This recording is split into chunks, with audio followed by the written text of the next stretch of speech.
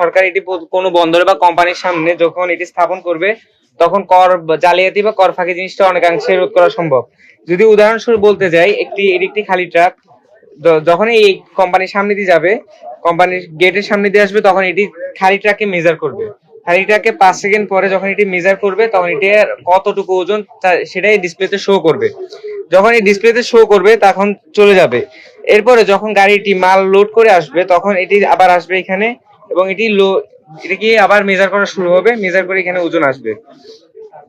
এখানে ওজন আসার পরে যে এক্সট্রা ওজনটা দেখা যাচ্ছে সেটি সরকারের ডাটাবেসে চলে যাবে, এবং এই অনুযায়ী কর সরকারের উপর সেই কোম্পানি বা বন্দরের উপর চলে আসবে। এর ফলে কর জালিয়াতি বা এন্টি করাপশন সিস্টেমটা অনেকাংশেই ধ্বংস করা সম্ভব। এই সম্পর্কে জানলেন? আমি ইসলামী ছাত্র শিবিরের সাথে যুক্ত, সেইভাবে জেনেছি। ভবিষ্যতে কি কি আশা করেন প্রোগ্রাম? ভবিষ্যতে ছাত্র শিবির থেকে আরো উন্নত প্রোগ্রাম আশা করি।